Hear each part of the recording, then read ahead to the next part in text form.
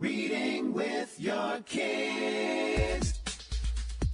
Hola, niho, konnichiwa, assalamu alaikum, shalom, mahaba, moni muliwanji, namaste, jambo, bienvenidos. Hi, my name is Jedley, and this is the Reading with Your Kids podcast. We're coming to you from the beautiful neighborhood of Reedville in the southwest corner of Boston, Massachusetts. We're so delighted and so very honored that you are joining us in our mission to help families grow closer through reading. Please be sure to subscribe to the show on the iHeartRadio app, on Spotify, Apple Podcasts, Amazon Music, Audible, Ghana, Himalaya, Stitcher Radio, wherever you find your podcast. Our guest today is Anitra Rowe Schulte. She is here to celebrate her beautiful picture book, Dancing with Daddy. Before we invite Anitra into the studio, we want to invite you to connect with us on social media. So many places to connect. Facebook.com/readingwithyourkids. At Reading With Your Kids on Instagram. At Jedley Magic on Twitter. Be sure to check out our Pinterest page, which is titled Reading With Your Kids. And also, you can go to our Reading With Your Kids website, readingwithyourkids.com. There's a contact button at the top of the page that you can use to send us a message. Let us know what you like about the show. Let us know if we made a mistake. A listener recently did that, and we really thank her for that. And also let us know who you would love to hear on the podcast. You can do that all at our website, readingwithyourkids.com. Oh, and you can sign up for our free newsletter as well. Join us on the line right now from Geneva in the state of Illinois. Our guest is here today to celebrate. The cover art is absolutely beautiful and heartwarming. The name of the book is Dancing with Daddy. Please welcome to the show, Anitra Rowe Schulte. Hey, Anitra, how are you? Hi, I'm doing great. Sun is shining here in Geneva, and it's wonderful to be here. It's wonderful to have you on. I mentioned that the cover art for Dancing with Daddy is... I love it. You know, I spent many, many years dancing with my daughter. Some years she was happy about it. Some years she wasn't, depending what age she was. But it was always something that made me happy. So the minute I saw that art, my heart melted.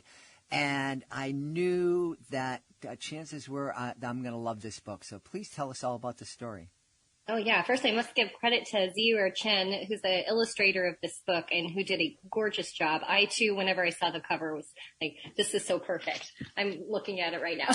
And just the way that it glows and really centers Elsie and her dad and like just really has them in that spotlight together really warms my heart, too. Yeah. So Dancing with Daddy is a story that really was inspired by my own life experience. So my husband was taking all three of our girls to our local father-daughter dance back in winter of 2018, so almost exactly 4 years ago. So in anticipation of that event, before it had happened, just imagining what that night was going to be like, maybe even in particular because I knew I wasn't going to be there, I was imagining it and imagining what was going to be beautiful and lovely and joyful, and then some things that might be hard along the way. A story just kind of came together. So it's a story, main character Elsie, it's her first father-daughter dance. Her sisters have been before her, and it's about her journey up to that day and through it, including all the things she does to prepare for it, the snowstorm that looks like it's going to foil the plans, and then that beautiful moment where she gets to have this experience with her dad that she's been longing for. Yeah, yeah. And one of the things we should mention is that Elsie is in a wheelchair. Right. Elsie has Wolff-Hirschhorn syndrome, which is the syndrome that my oldest daughter has. In this story, Elsie is the youngest in her family, but Wolff-Hirschhorn syndrome impacts 1 in 50,000 births. So my daughter, we got her diagnosis when she was 8 days old. And the character in this story, Elsie, uses a lot of the same tools and equipment that my daughter uses, including a wheelchair. She also uses a pod communication book for her communication, and she eats via G-tube, as my daughter does as well. So it was really important for me to see all of that represented in her experience and woven throughout the story really naturally, as it is for us in our lives. Yeah. Can you tell us a little bit about that syndrome that your daughter was diagnosed with? Yeah, we were very unfamiliar with it because it is so rare, 1 in 50,000 births. But we did they did suspect that perhaps there was some sort of a chromosomal deletion right upon birth, and did some initial blood testing that came back 8 days after, and we got the diagnosis. And a lot of the things that are sort of typical with people who have Wolff-Hirschhorn syndrome are things that my daughter also experiences. So they sort of give you these big, broad numbers at the beginning of, when you meet with the geneticists, that a third of the children born with Wolff-Hirschhorn syndrome will walk, talk, and eat, and then 2/3 of them might have challenges in those areas. And so my daughter has aligned more so with that 2/3. So we do, as many people who have children with Wolff-Hirschhorn, we go to therapy at school and outside to help with some of what's often called developmental delays, and just really helping her accomplish as much as she can, within all those areas: feeding, walking, and communicating. Yeah. One of the things that I am so delighted with, and, I'm almost 100 years old, and I'm really happy. There are a lot of things about the world that I'm not happy about, but one of the things that I'm really happy about is that when I was a kid, somebody like your daughter would most likely be institutionalized. And that's not the case anymore. And it sounds like more and more kids like your daughter are total members of their family, just integrated in their family, integrated into the community, given the support they need to develop friendships, to make the most of their life. And I think that that's an absolutely beautiful way our world has changed. Yeah, I would say I do understand that maybe for some families that they make that decision, and I have seen through our community here in Geneva, there's a lovely facility that's just the next town over that takes care of lots of young adults and adults with developmental disabilities, and so those facilities can be just wonderful. Mm-hmm. We, of course, for our journey, we saw it 100%. I can't even imagine it any other way. And I do think that perhaps a lot of the supports that have developed in the past few decades have made that possible. Like, for instance, the G-tube technology that allows my daughter to eat. I mean, when she was 6 months old, when she was 7 months old, she was no bigger than she was at 6 months old. So without it, I'm not sure if she would have been able to thrive. Mm-hmm. So different procedures, different technologies, the way that state governments have come around families and offered support services that you get immediately, like the second your child is born, you have people come into your home and support you with nutrition, with mobility, with communication. So all that stuff that now happens instantly, I'm sure wasn't the case, decades before, mm-hmm. has all made it, has, made our lives, the way that they are possible. So we're really grateful for all of that. And yeah, we have a lot of people in our community. So my daughter in her classroom, she has one other child in her classroom also has Wolff-Hirschhorn syndrome, which is very rare that is the case. Mm-hmm. But other children who have other syndromes that present sort of similarly, we do have community now. We have the other families who walk through life in a similar way. We have each other.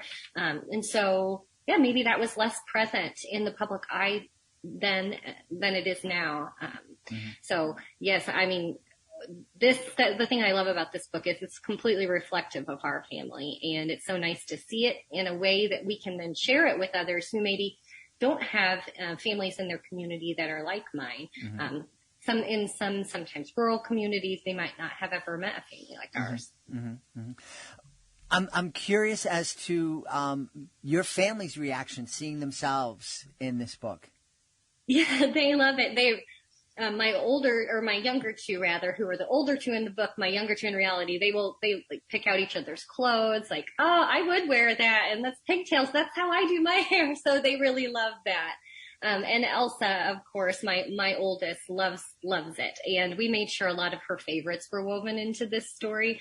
Her favorite story, The Nutcracker, has elements of it woven through this story.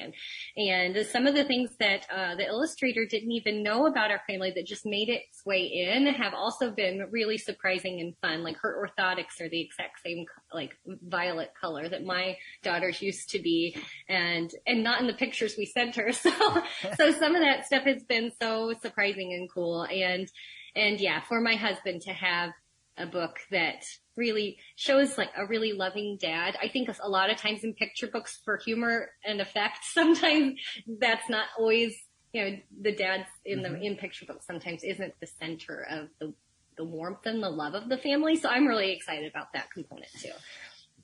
Yes, I agree. One of the things that we've talked about here in the podcast is that not so much in picture books, but definitely in a lot of cartoons and television, the dads, if they're present, are fairly useless, which is really, really kind of sad. It's not reality for so many families. Right? Yeah.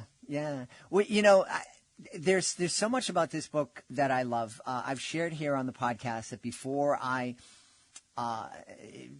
started performing, I was in human services, and my last job in human services was being an advocate for kids with severe developmental disabilities and getting them, taking them out of the classroom, which was in a hospital, and bringing them out and giving them chances to develop friendships with kids in the community.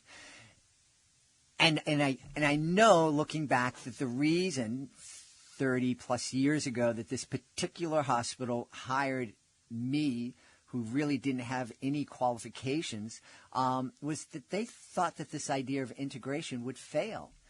And so they thought, well, let's hire somebody that's going to mess it up.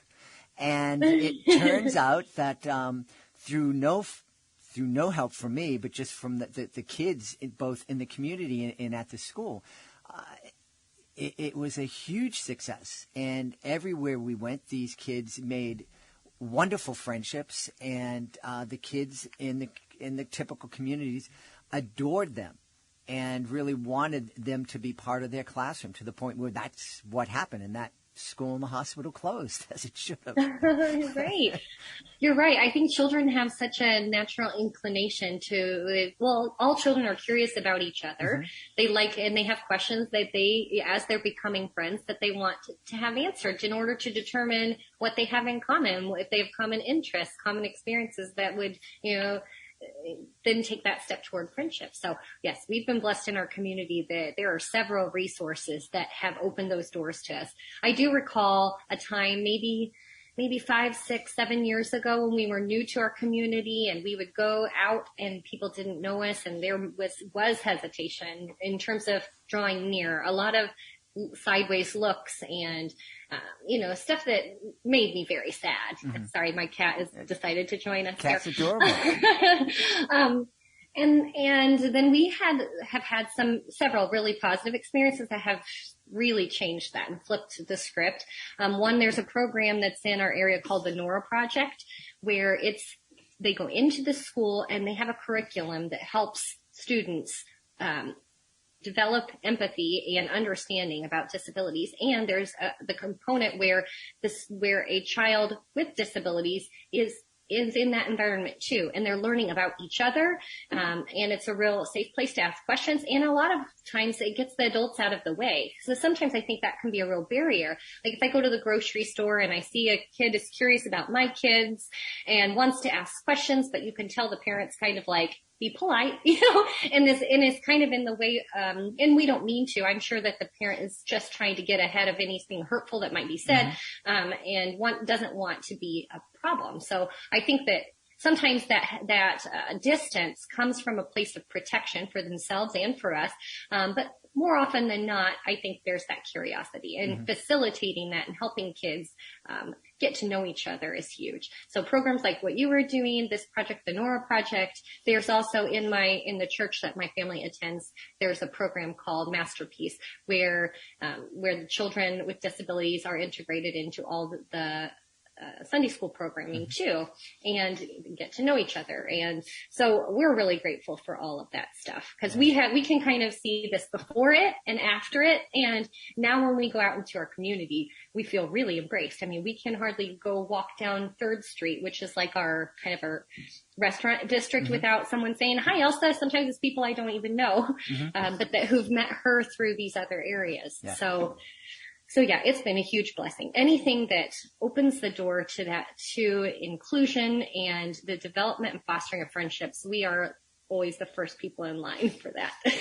So let's talk about that. You're right. Certainly, when I was growing up, if we saw somebody that was different, the reaction of my parents would be, "Don't stare, don't quiet, just pretend to be there."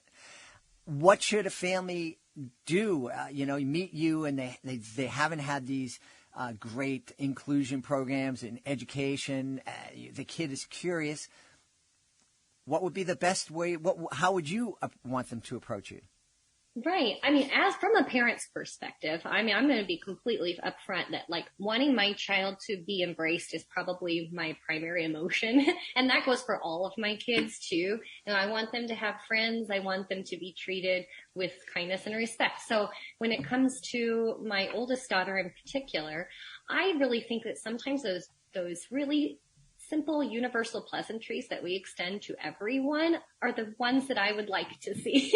I would like to see, people just make eye contact and wave or say hello, or my name is so-and-so. What is your name? Like those 4 basic things would take miles. I think sometimes people jump in with, "Would you mind my asking what your daughter's illness is?" And that's off-putting because it's like you want to know her illness before you even know her name. So I really think sometimes those just really core basics that we would extend to anyone that we are meeting for the first time is a wonderful starting point. And then from there, deeper questions make more sense, I think. Yeah. So treating another human being like a human being. It's kind of... It's not complex. Sometimes the answers to the hardest questions are the simplest ones. Right. I mean, I completely understand that sometimes when you say hello or make eye contact with somebody who has a disability, they might not respond in the way you're expecting. They might not, because sometimes for sensory processing or visual processing or auditory, they might not grasp it immediately. And so there is a wait time that might be there, and that can be uncomfortable for people when they don't respond like in the way that you're expecting. So I do think maybe that extra layer to those universal ideas is just the patience of waiting and seeing how, and 9 times out of 10, I would probably jump in to help, but I love when it's directed at my child so she has the opportunity to respond. And then a lot of times individuals might have communication tools. So the patience for that to be processed and part of the communication too. And so there is maybe a little bit of discomfort. You're putting yourself out there a little bit, I suppose, but I always like to think like the person with disabilities and their families are putting themselves out there by simply being there sometimes, because it can be really hard to access certain things in your community, and especially during these weird COVID times. Some people have, health concerns that are really serious. So if they've taken the step to come out and be a part of their community, like coming that extra mile or coming that extra step toward them by giving them a little bit of response time or wait time seems kind of like a small ask to me. You were mentioning that in the book, the character in the book, and then your daughter both use a tool to communicate with. Can you tell us a little bit about that?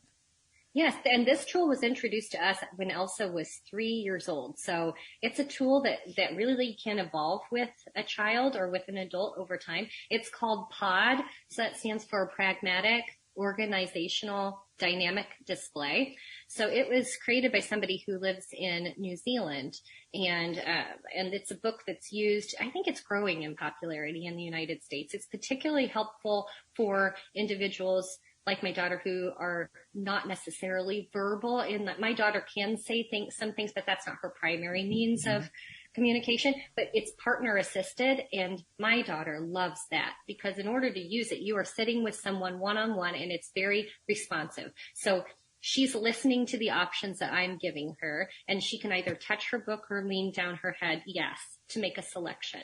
So you have to be really tuned in to each other in order to navigate it. So it does require a fair amount of training and special training courses. And that is the style of communication that my daughter uses, that Elsie in the story uses. Elsie in the book is a bit more of a direct select. So she can really, isolate the choice that she wants with her fingers. And my daughter will do that.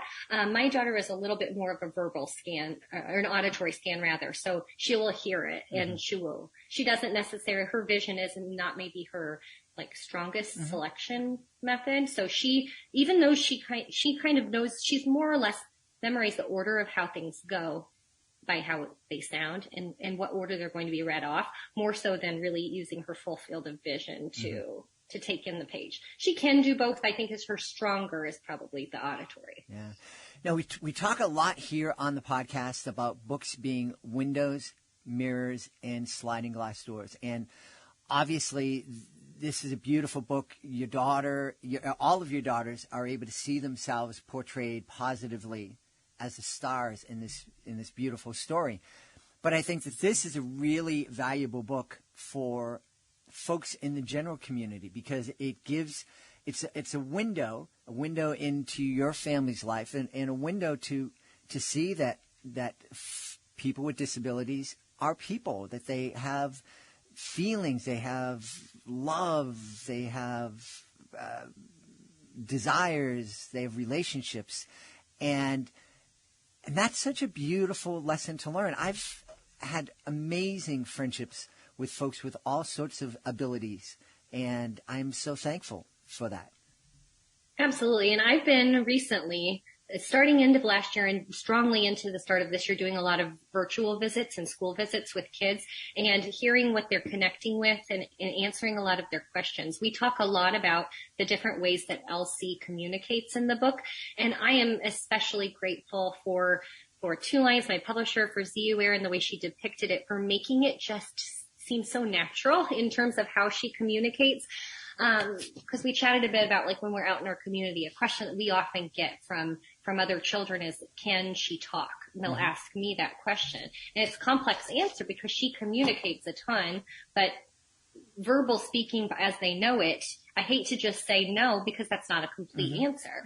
So in the book, I really love the way that she illustrates. I think we have 4 different ways that my daughter communicates. So when she's choosing the dress and she grabs it, that's how my daughter and I go shopping together. Like, I will show her 2 pajamas, and then she will, if she likes neither of the 2 options, she shakes her head no, like nope, don't like those. Then I will give her 2 new ones. So this is really exactly how we shop. And so it's nice that, and this is one of the kids' favorite pages. They say, I like when she picks the red dress. I would have picked the red dress too. Or, no, I would have gotten the pink dress. But the fact that she made a choice is not something anybody doubts.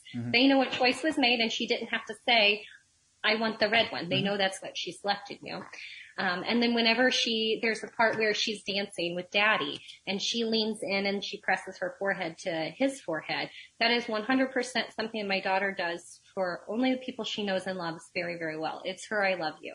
And again, I think that anybody who reads that particular page and spread and is emotionally moved by that, I think that emotional response is because you recognize that as love, and she didn't say I love you, but she's feeling it. So having these concrete examples of how my daughter communicates, and expresses her needs and wants, I think opens people's eyes to what communication means. And it is perhaps what I am most proud of about the book, because I think in order for my daughter to be embraced or my family to be embraced, I feel like they have to understand that some of those subtleties are communication and part of who she is. So building understanding about that, I think, is a huge step toward that just larger awareness and understanding for us to both know about each other. Yeah. And I think that that's a great way for families to just broaden the conversation, as they're learning about how the character in your book expresses emotion and communicates. They can just take it a step further. Hey, do you know other people? Are there people in our families who communicate with us through their body language? Maybe they say one thing, but you can tell they're not really meaning that. And just have a very important conversation about that, and about being aware of all those subtle cues that can really help us in building relationships with others.